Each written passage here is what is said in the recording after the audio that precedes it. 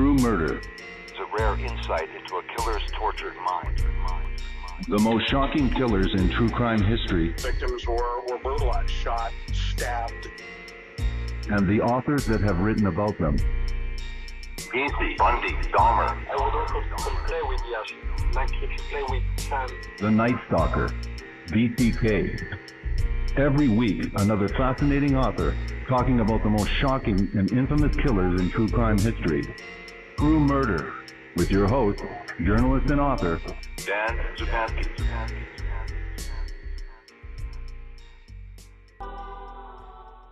Good evening.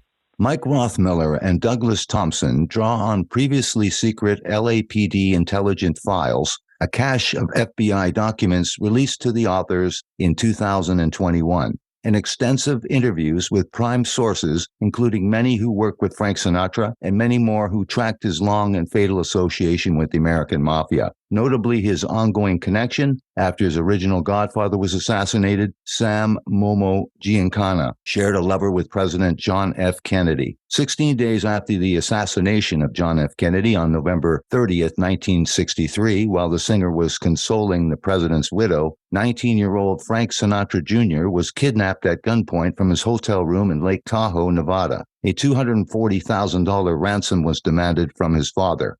While the FBI and Nevada and California law enforcement agencies sprang into action, Frank secretly contacted his Mafia friends for help. The Mafia believed they could free young Frank much more quickly through their underworld connections. In the end, 9 people died, having been beaten for information. Revealed here as never before is the extent to which Sinatra was adopted by the Mafia. They promoted his career and watched his back, and in return, Sinatra danced to their tune. New information disclosed here shows that Sinatra also offered to spy for the CIA. Inside sources say Sinatra wanted the CIA to intercede to stop an investigation to his gaming license in Las Vegas. But the CIA declined because they were already working with the mob and were concerned Sinatra would learn of the Mafia's connection to the CIA and leak it. The book that we're featuring this evening is Frank Sinatra and the Mafia Murders, with my special guests, journalist, author, and former organized crime detective, Mike Rothmiller. Welcome back to the program, and thank you so much for this interview, Mike Rothmiller. My pleasure to be here.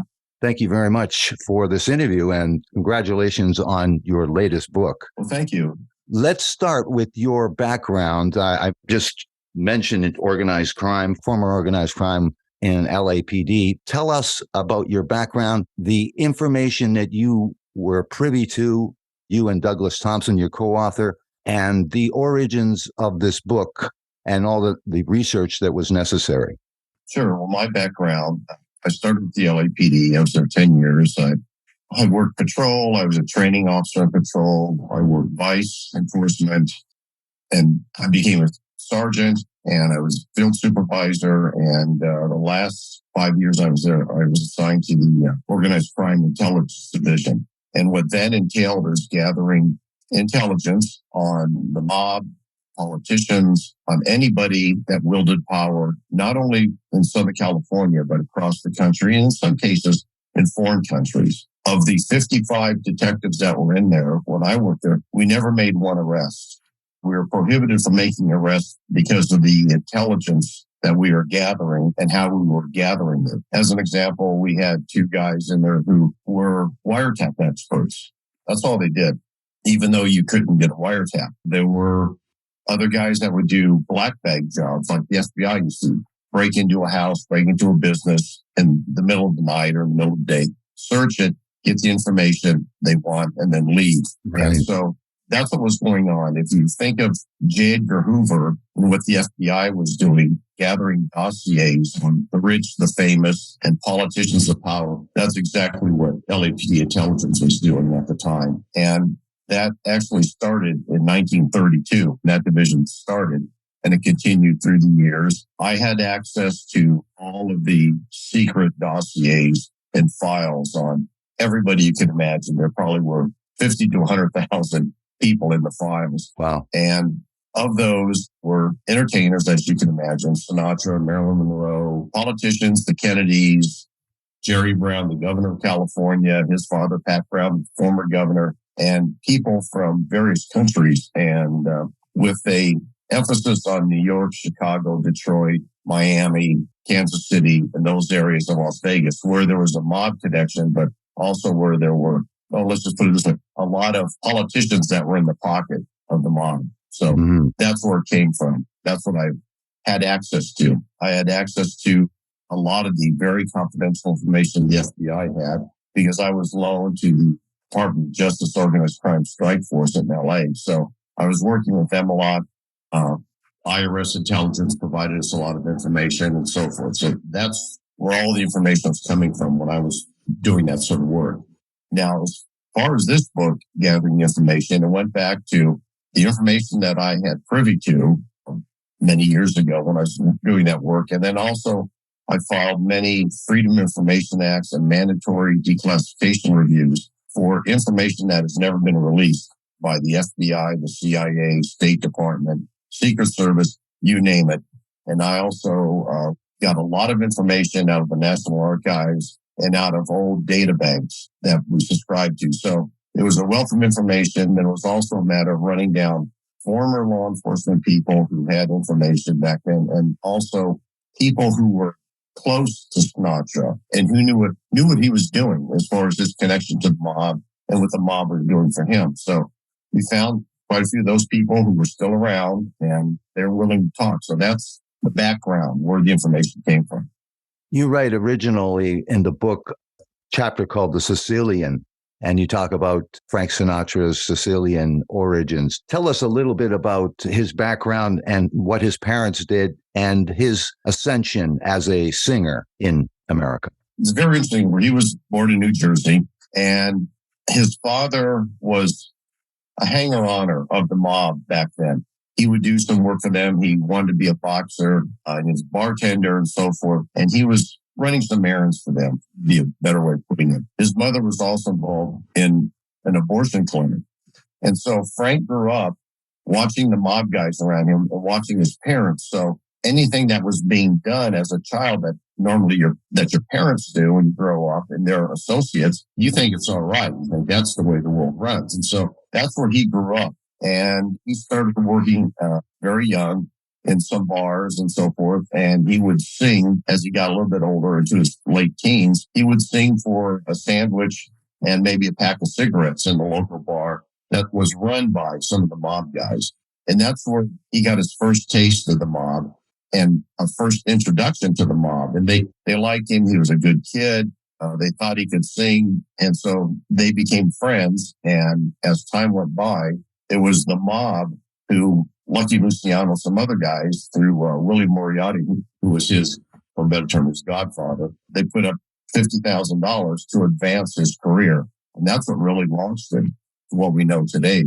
What happened to Frank? He also learned early on about breaking contracts because he had a contract where 43% of his money went to Tommy Dorsey. Tell us about that contract. Right. People may have seen that before in a movie, but it was very true that Dorsey had him locked in for Bedford for life in 43%. And he wanted out of it. And so he went to his godfather, Willie Moriarty, and he, along with another guy who was an enforcer and worked for Murder Incorporated, they went and paid him a visit, Dorsey, at his facility. And they had a chat with him, said either you drop the contract, buy it out for $1 right now, or you're going to die. And basically the hitman pulled out a gun, put it up to him and said, sign the contract away, in which he did. And because of that, Frank was very, very happy. One, because he got out of it, but two, now he owed the mob a great deal. And he paid for his entire life. Tell us about his ascension as a performer. And you had mentioned that the mob was spending money to be able to help his career. But tell us how the Mafia controlled the clubs and in his ascension as a performer. And before we introduce Sidney Korshak and Johnny Roselli. Yeah, well, he was, I said, performing in mob clubs, for a better term, whether they were large or small, around New Jersey and then to New York. And they would have him come in. They would pay him whatever they paid him for that night's singing. And he was indebted to them. And so they kept expanding that. So, well, we want you to go here and play for so-and-so. at his club. And he would do it. He'd get paid. And also that helped him start to be established as a singing star. You think of any major entertainer today that started out very young, a singer. And so you have the groupies and the young kids. And in his case, it was the young girls, the teens and everything started following him. And that's where it all started, his fan base. And they just kept that going through their various clubs as he expanded out. Tell us about Sam Giancana and the relationship that develops between Sinatra and him. Sam Giancana was, at that time, the godfather of the Chicago outfit. He was running the Chicago Mafia. And Momo was kind of a crazy guy. He had a hot temper, but he knew enough to keep it under control at times. And Sinatra went to him and wanted to get to know him because he knew he could elevate him in the entertainment world. And Sam took a liking to him. It was kind of like an uncle and a nephew situation, a father and son. And he took him under his wing and he would help Frank along the way. If Frank ran into any difficulties, he couldn't get a singing gig somewhere, all Sam had to do was make a call and all of a sudden he got the gig.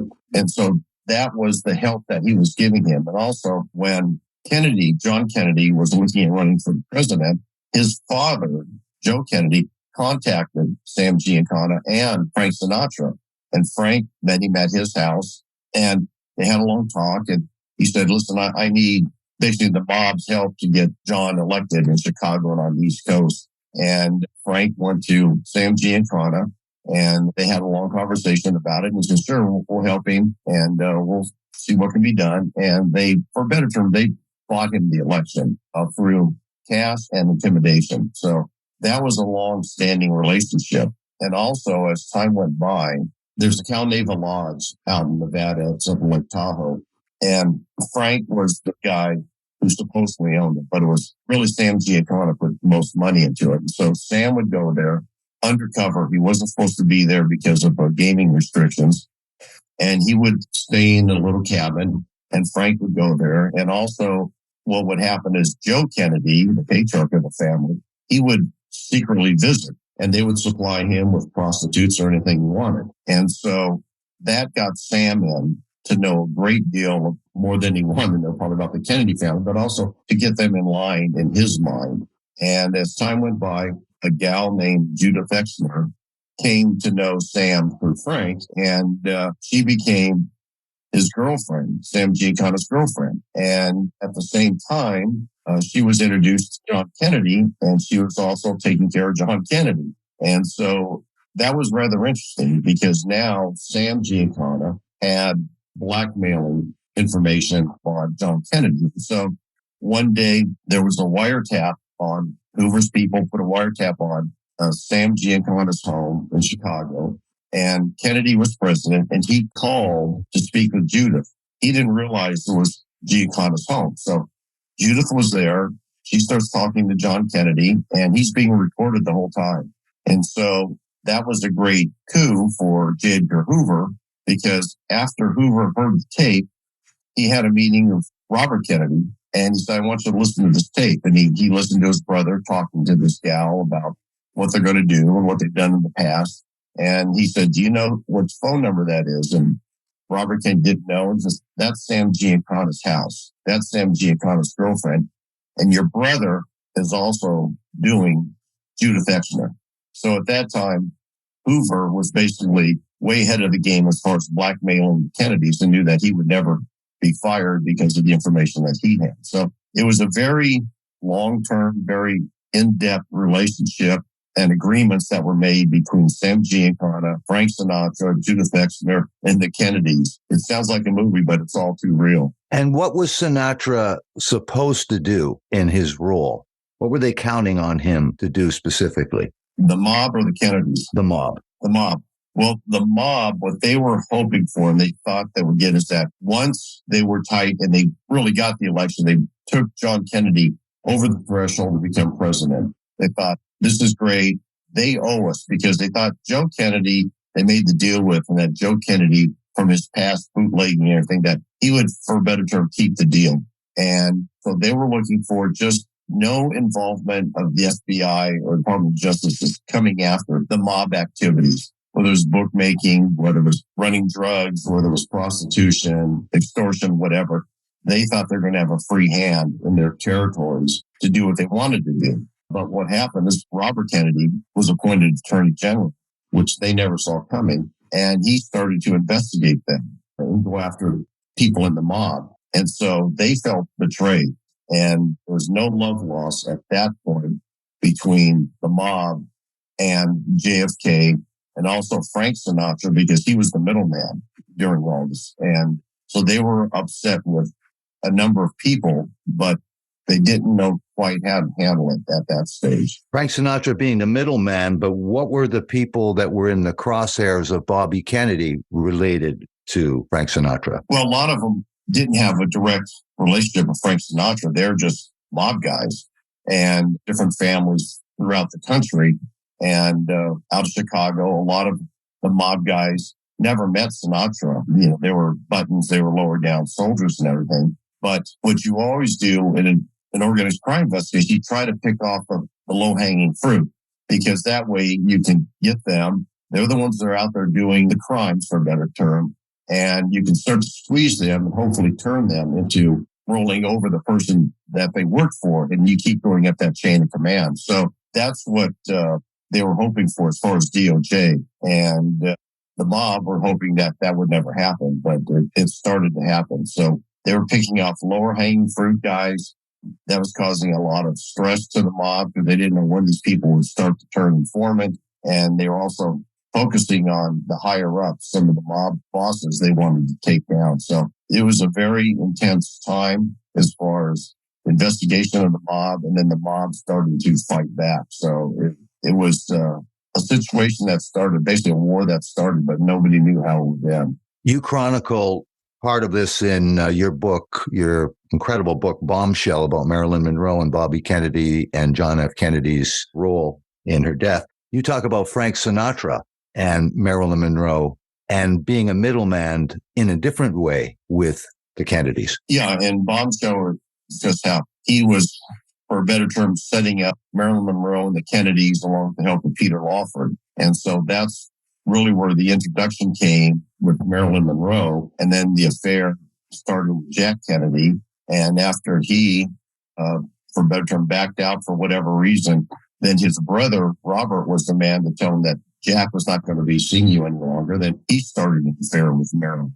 And it continued. And at that stage, it was interesting because Peter Lawford was put in the middle, but also Sinatra was still, if you want to say, friends with the Kennedys. And Sinatra at his house in Palm Springs had a wing built on because it was his understanding, it was agreed to, that John Kennedy was going to fly into Southern California as president, and he was going to stay at Sinatra's house in Palm Springs. And that was shut down after he built a huge add-on and brought new telephone lines in from the Secret Service and everything, because Robert told him about his connections to the mob, which John Kennedy probably already knew, but he hadn't had it laid out for him that way. And that it would have been a very bad idea for the president to spend time at Frank Sinatra's house in Palm Springs because there were a lot of mob guys down there at the time. So he backed out at the last minute. Sinatra was furious. And Sinatra, at that point, basically started to hate the Kennedys. And he also started taking it out on Peter Lawford because Lawford was, at that stage, he was a brother-in-law to the Kennedy family. And Sinatra was not happy at all. And also, at the time, Peter Lawford was married to one of the sisters of the Kennedys. And Sinatra started having an affair with her so he could get closer to the Kennedys. And this was backing it up a little bit of time. Excuse me. So he was very upset that after having an affair with Peter Lawford's wife, the sister of the John and Robert Kennedy, that everything fell apart. And he thought he was going to be so close with the president into the White House. But his connections to the mob hurt him in that respect. Yes, the relationship suffered somewhat as a result from that. There was some name calling. Tell us more about the campaign against the U.S. Mafia. Well, it was ongoing for some time once Robert Kennedy came in. He expanded the number of investigators he had, DOJ, attorneys, prosecutors assigned just to going after the mob. And then he would send in groups of attorneys and investigators from the FBI and DOJ into cities such as Chicago, Detroit, New York, to start just focusing on the mob, to go after them, to try to get as many of them as they could indicted. And that was his main quest. And there were some indictments. There were a lot of interesting situations where they basically interviewed Sinatra, but he wouldn't come into a hearing situation. They had to go to his hotel and interview him over connections. And naturally, he denied knowing anything, knowing who these people were and so on. But everybody knew he was lying at that stage. But the investigations went on really until JFK was assassinated. And then they started to wind down. But it was a very intense investigation. It wasn't for lack of trying, but it's difficult to indict mob bosses without one of the capos below them or soldiers becoming an informant. It's nearly impossible. And so they went on as long as they could. But once Kennedy was assassinated, it was pretty much over. Shortly after his assassination, we mentioned in the introduction, something happens regarding Frank Sinatra and his family. Are you talking about the kidnapping? Yes. Yeah. Shortly after JFK's assassination, Frank Sinatra Jr. was playing at a hotel at Lake Tahoe, starting a singing career. And he was kidnapped from his hotel room. And nobody knew who did this at the time, but he was tied up, he was gagged, he was put in the trunk of a car. The people kidnapping were driving to LA. And so when Frank heard about it, you would think that the first call would be to the police, the FBI, because he could have gotten a hold of the head of the FBI and said, what's going on? How are you doing this? How are you handling the investigation? Well, he didn't do that. His first call went to Giancana because he, as most people then, thought that it was probably some mob guys who kidnapped him. And the next call after Sam Giancana said, okay, I'll see what I can do. I'll get my people on it and so forth on the West Coast. His next call went to Jimmy the Weasel Fradiano, who was in Los Angeles. And Fradiano was mobster going way back. He was a hitman. He killed a number of people and so forth. And he said, sure, we'll get on it right away and see if we can find your son, find out who kidnapped him and free him. Because Sinatra thought that would be the best way to handle it because they were more likely to find these people quicker than the police would. So that went on. And the Weasel went out to people that he thought, for whatever reason, could have been involved or had knowledge of this. Because they also thought it was some mob guys that probably pulled it off. And 3 of those guys turned up dead, and a good number of other ones just vanished and never been seen again.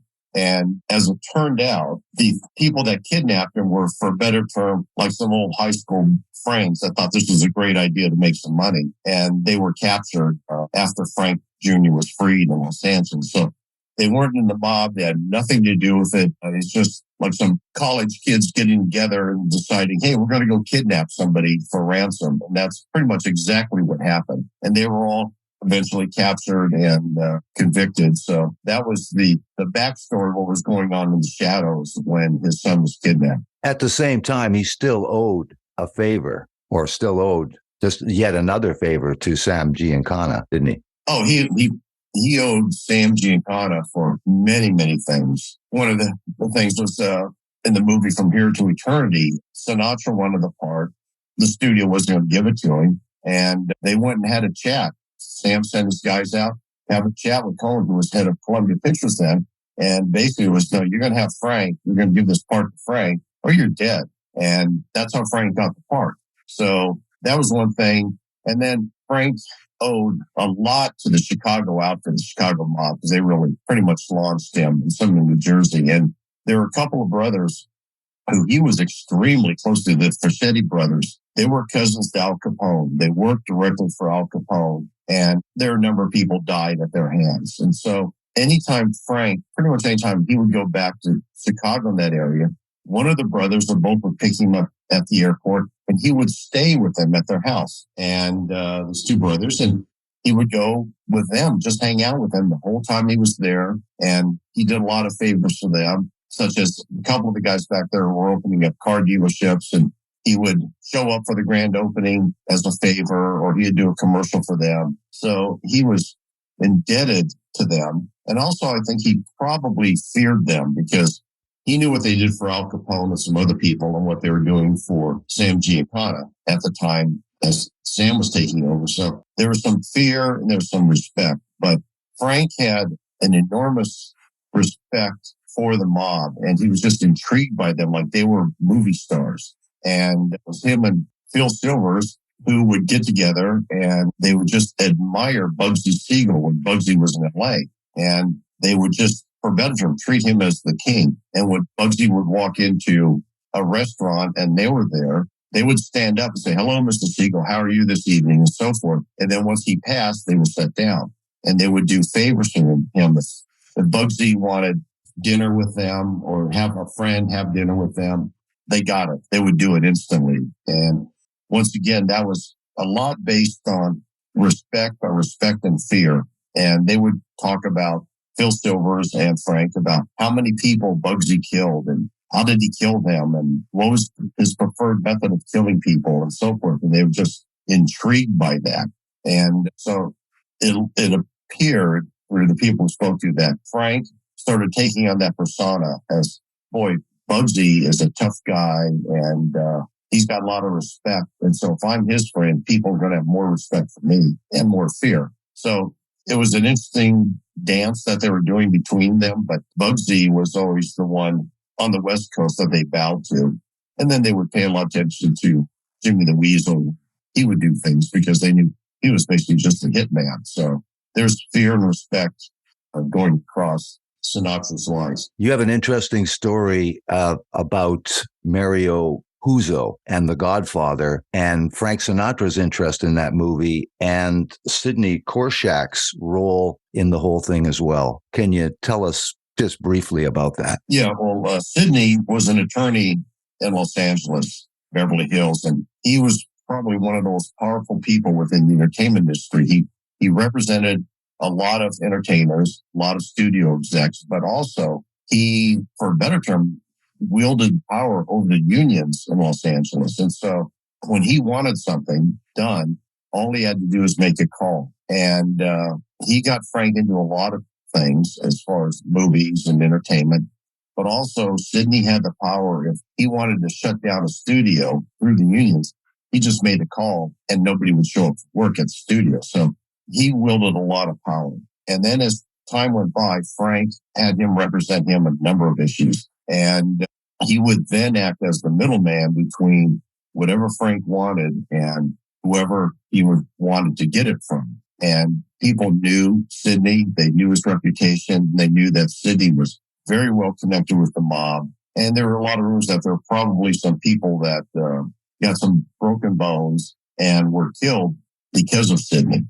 But he was very sharp, very shrewd, and extremely powerful in Hollywood. Let's use this as an opportunity to stop for a second to hear from our sponsor, which is ZipRecruiter. It's tough to run a business and hire people for your business, especially during the holiday season.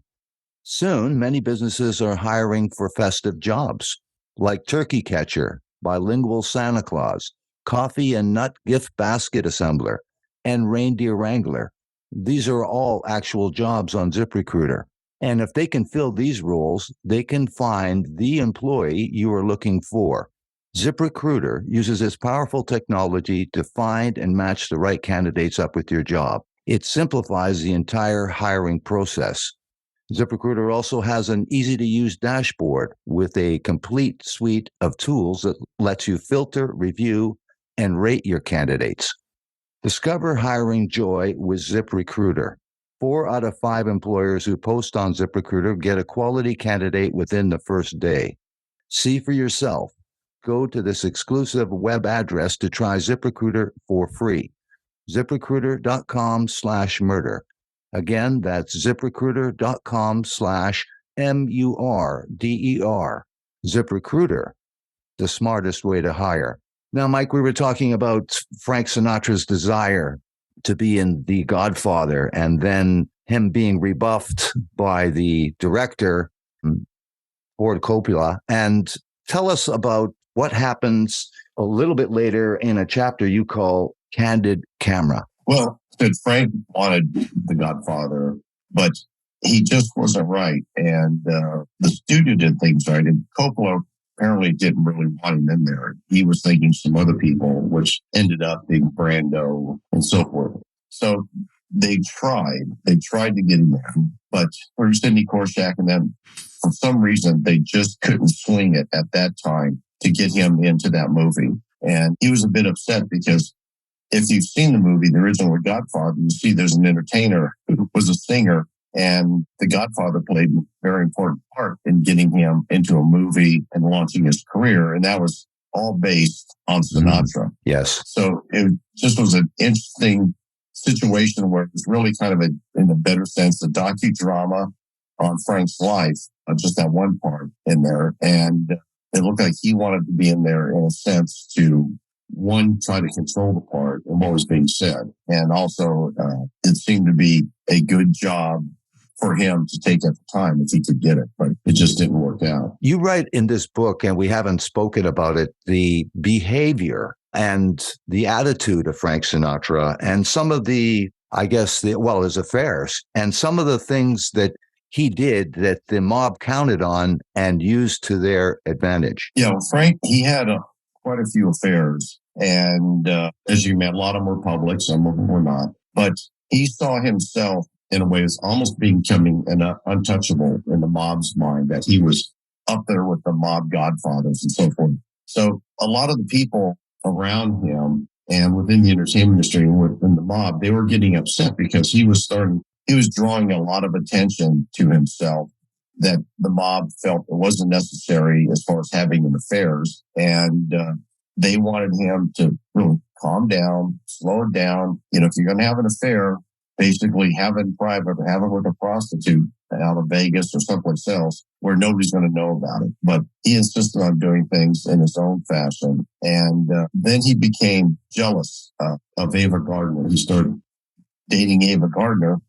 And then she went out a couple times with Peter Lawford. This obviously before Peter was married. Mm-hmm. And he was so upset. He called Lawford, basically threatened that he'd better never be seen Ava again, go out with her or anything where he's going to take care of him. And that's where Frank was coming in, playing his mob role and thinking that the mob is just going to whack somebody because he's upset with them. That's not the way it worked. Mm-hmm. And so Frank went on like that. That gave the FBI a lot of reason to investigate him, put wiretaps on and so forth on his phone and other people's phones, and put him under surveillance when he was in various parts of the country. And that's the same thing LAPD intelligence did when he was in LA, had him under surveillance. And when he was living Palm Springs, LAPD intelligence would go to Palm Springs and see who he was getting together with as far as a woman, see what mob guys he was meeting with, and just carry that on to the end point where they get as much information on him and the mob and anybody who he associated with. And so that's pretty much what went on with him and having affairs. And there was a time when he was drawing too much attention, and some of the guys in the mob talked about having him hit, killing him to stop the attention. And several wanted him hit, but then, if you want to say cooler heads or people higher up the chain of command, the mob said no. They were worried that if they did that, one, he was a moneymaker for them, but two, that would draw an enormous amount of heat from law enforcement as far as somebody who looking at who killed Frank Sinatra. So they just backed off at that point. And then you have to get into when he had a gaming license that he lost in Nevada at the Cal Naval Lodge. And so he later, as time went by, years later, wanted to become, for a better term, director of entertainment at a major resort in Vegas. Right. And once again, he had to go through the gaming commission to get that license. So it was reported, the information we got, he was going to get paid $125,000 a month for that job. And all he would do is help bring in other big name entertainers to perform at this casino resort. So it wasn't going well. Harry Reid, who was a former senator out in Nevada, he was on the gaming commission, and he vowed, spoke publicly and in private to many people that Sinatra was dirty as far as his involvement in the mob and so forth, and he would never give him a gaming license. Well, now we step back to Sidney Korshak, the attorney in Vegas. Sidney had a very good friend who was an attorney in Nevada and a very high-ranking politician there for years in Nevada. And so they had a meeting. That attorney went back to Vegas and called Harry Reid and said, we need to chat. So they got together in the motel room. They had a chat, and Harry left with a briefcase from this guy. And it was obviously full of cash. And so shortly after that, the vote was coming up for the licensing of Sinatra, and Harry over that meeting in the hotel room said, Sinatra's a great guy. He's got a lot of great friends, and boy, we've got to give him his gaming license. They gave him the gaming license. So this brought in a lot of the politicking that went on in Nevada at the time, and especially with Harry Reid.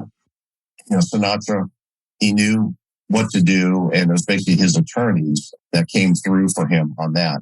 He ended up getting his license. You write about his connection to Carlo Gambino as far as the government is involved, and you call them the boss of bosses. What comes of that connection in terms of photographs showing they were together? Well, in the book, there's a photo of Sinatra and about 4 mob bosses and then some other capos together. It was after a show we did. And Carlo was at that time, he was the man. He was the most powerful mob boss in the country, and probably in the world. And so that's who Frank wanted to be around. He wanted his power, his protection, and his endorsements and his influence by being with him. So that's what he was hoping to get out of being around Carlo. And Carlo at that time, he was an old gentleman, and said, yeah, I'll go see Frank. And he took his friends, and they went and they met him. And then through time, when Carlo was still in power, through Frank, generally through an attorney, would contact Carlo and ask for a favor. And sometimes they were big favors, sometimes they were small. But Frank was not overextending his request to Carlo for any little thing, because he knew that Carlo would get upset if he kept calling and asking for loads of favors. Pretty soon, Carlo's going to cut him off. So he was selective in his request to Carlo and his people. But Carlo, if it wasn't going to cost them anything, literally anything, he would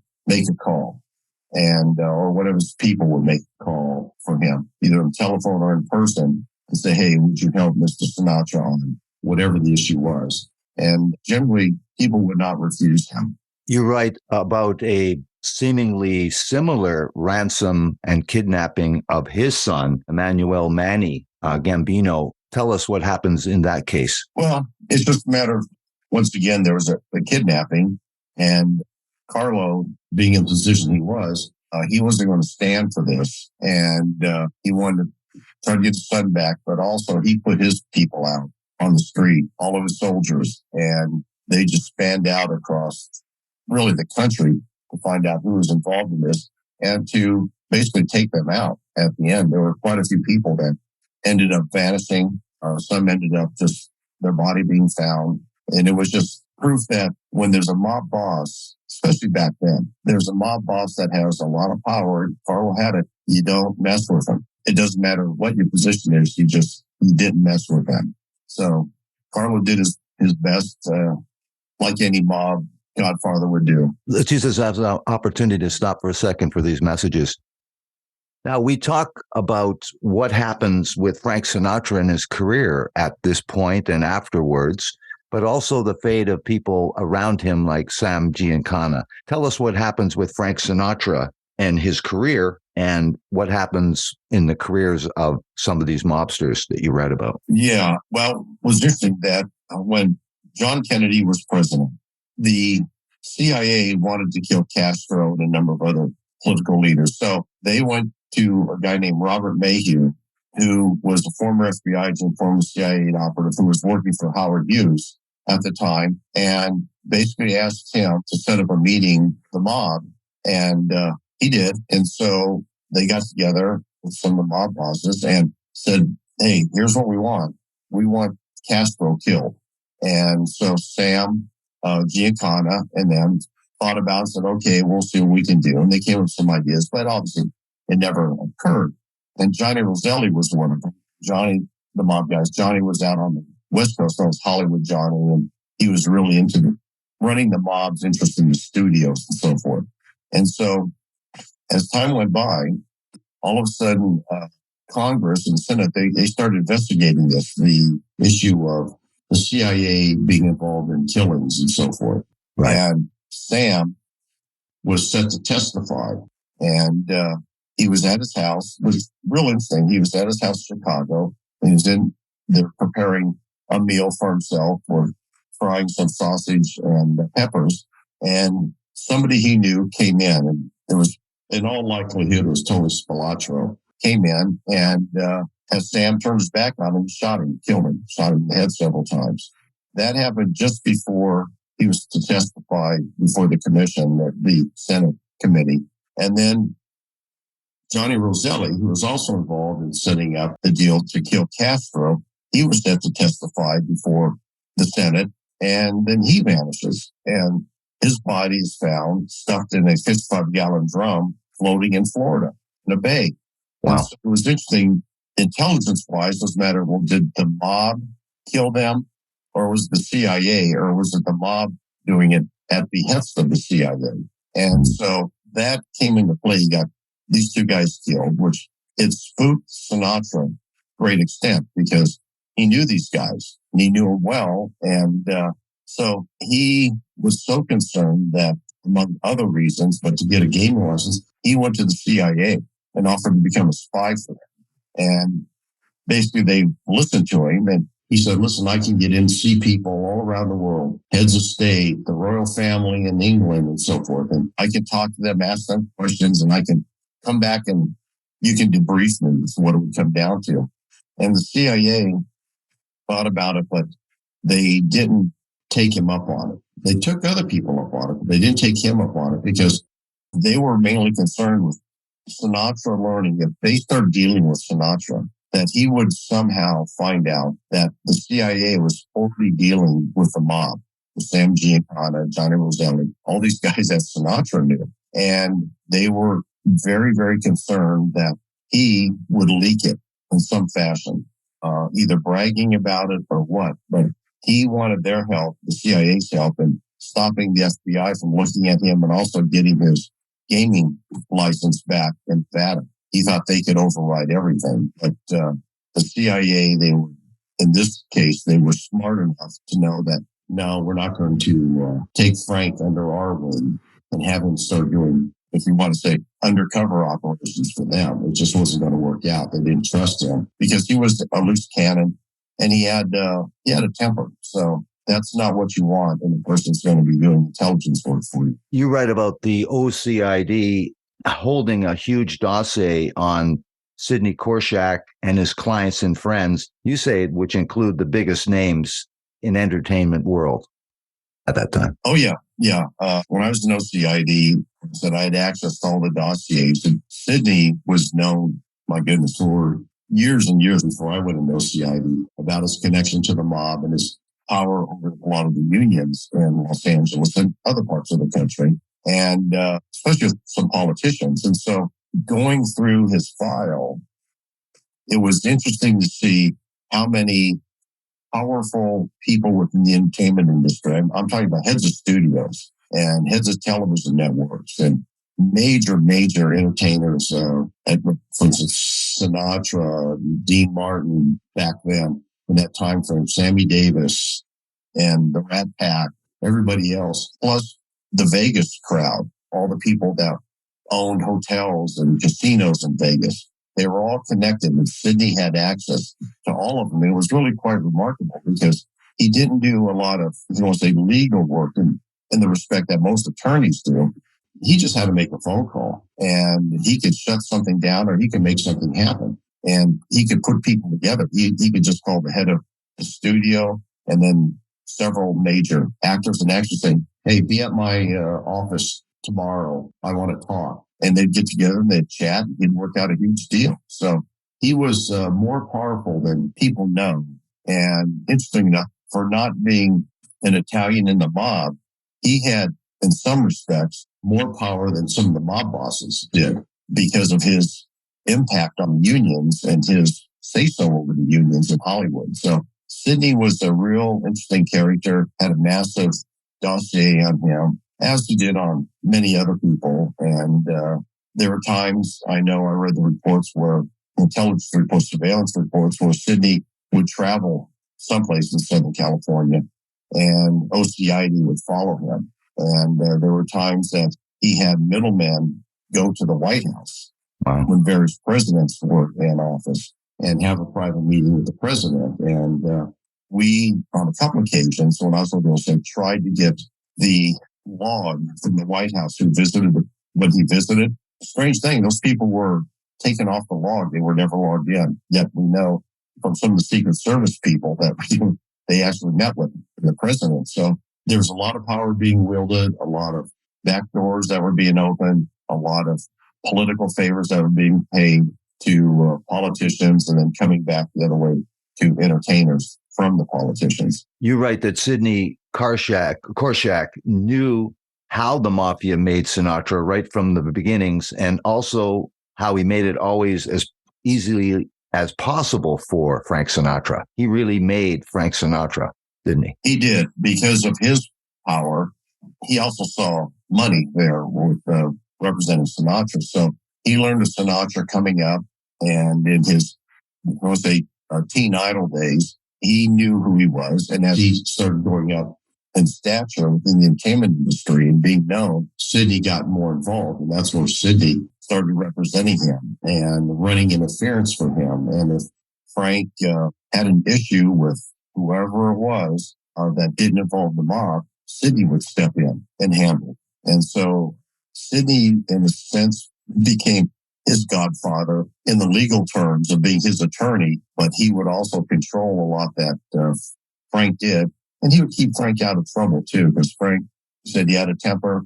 He would do some stupid things at times. And Sidney was able to tap all that down, keep it out of the media because of his power. And also the influence he had on LAPD, on the police departments at that time. Sidney could step in and have the case just drop, or it would never be handled in the first place. It would just go away. Sidney said, I'll handle this.